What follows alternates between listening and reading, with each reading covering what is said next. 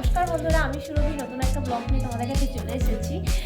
বন্ধুরা, আমার মেয়ের জন্মদিনে তোমরা দেখেছো আমি ভেজিটেবল চপ বানিয়েছিলাম।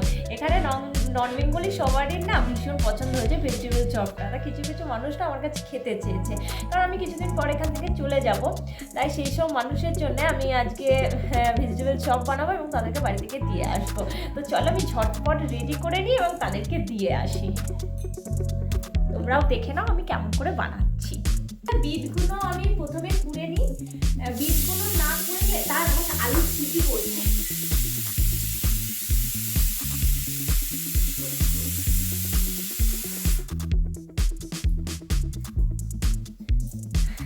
আলুগুলোতে আমি একটা সিটি দিয়ে দিয়েছি। এবার বিটগুলো কুড়ে নেব। বিটগুলো না কুড়েলে কি হয়, যত যাই করুন কিছুতে এটা সেদ্ধ হতে চায় না। তো তাড়াতাড়ি এটা কুড়ে নেব।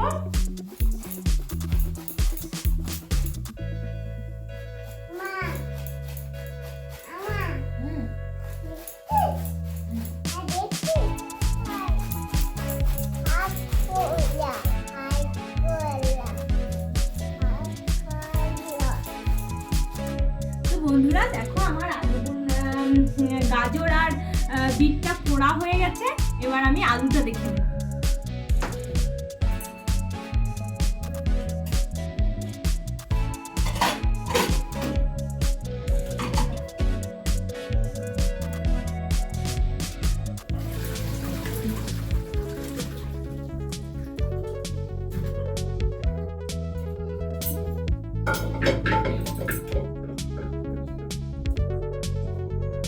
আলুগুলো আমি খোসা শুদ্ধ সেদ্ধ করে নিয়েছি। চল এবার মশলাটা তৈরি করে নিই তাড়াতাড়ি।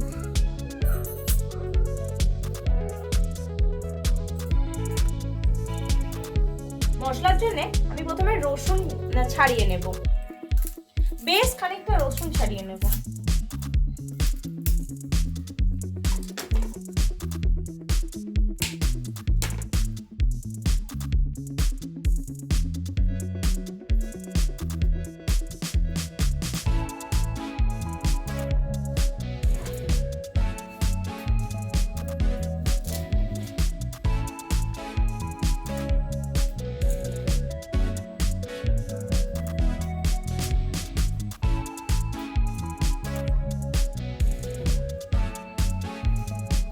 কি বেটা,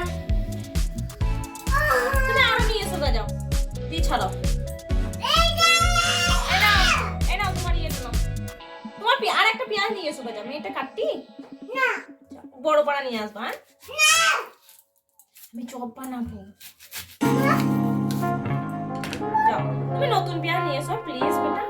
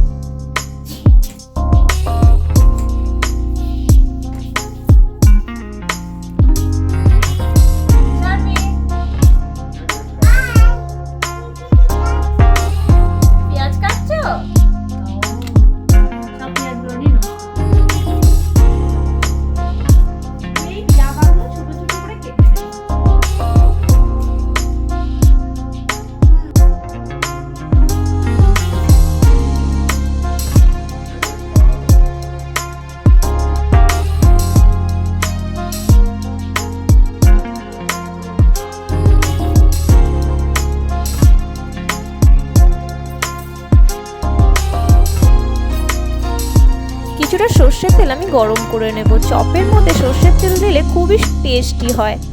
এরপর আমি কিছুটা বাদাম ভেজে নেব এবং তার খোসাগুলি ছাড়িয়ে রেখে দেব। খুব ভালো লাগে জানেন খেতে।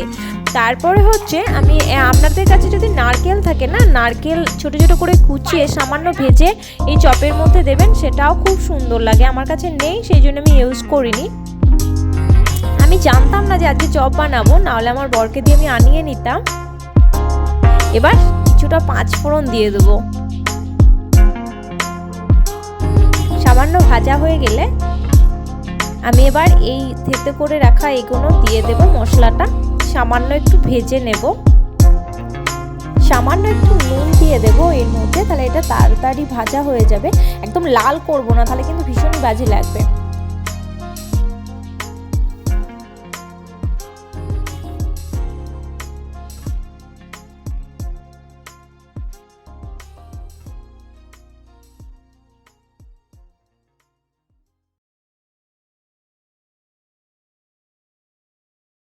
এবার আমার এটা ভাজা হয়ে গেছে। এবার আমি বিট আর গাজরটা এতে দিয়ে দেবো এবং ভালো করে ভেজে নেবো। এক ফোঁটাও জল ইউজ করবেন না, এর মধ্যে থেকে আস্তে আস্তে জল বেরিয়ে আসবে আর ভীষণ টেস্টি হবে এই রকমভাবে করলে।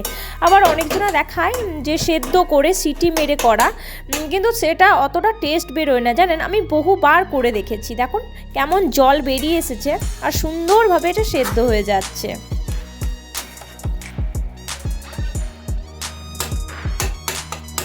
সেদ্ধ করলে তার জলটা ফেলে দিতে হবে, অনেক ঝামেলা থাকে, আর জলটা ফেলে দিলে এর টেস্টটা একেবারেই থাকে না। একটু ঢাকা দিয়ে দিয়ে এটা করবেন, ধিমি আঁচে করবেন। বন্ধুরা, আমি একটা মশলা এর মধ্যে তৈরি করে নিয়েছি, যেটা আমার ঘরে স্টোর করাই থাকে।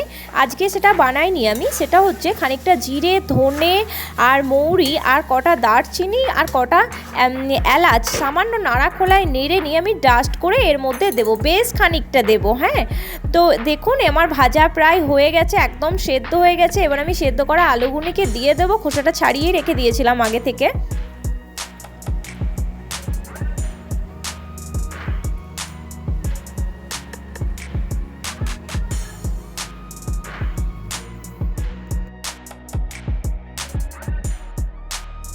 ভালো করে নাড়িয়ে নাড়িয়ে এটা আমি একদম মেশ করে দেব। এবার আমি এই মশলাটা বেশ খানিকটা দিয়ে দেবো। এর গন্ধটা না ভীষণ অসাধারণ, ভীষণই টেস্টি হয়ে যায় এটা আমি চপের মধ্যে দিলে। যে কোনো চপে এই মশলাটা দেবেন, খুব ভালো লাগে, কিন্তু তরকারিতে দিতে যাবেন না, বাজে লাগবে একদম।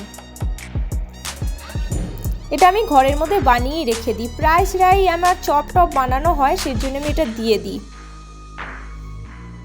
এবার আমি বাদামগুলো দিয়ে দেবো এর মধ্যে।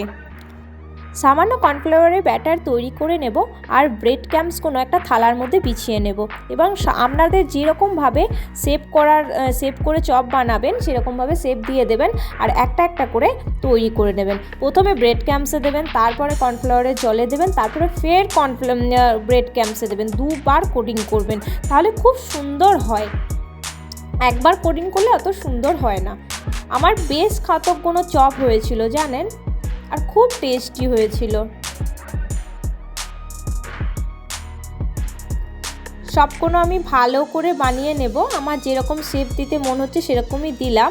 এবার লুচি ভাজার মতন একদম গরম করে নেব তেলটা গরম করে নেওয়ার পর সঙ্গে সঙ্গে একটা হাতায় করে ওই যে চপের মাথায় আপনারা তেলটা দেবেন। চপের মাথাতে তেলটা দিতেই থাকতে হবে, নাহলে কিন্তু চপটা পুরো ছেড়ে যাবে।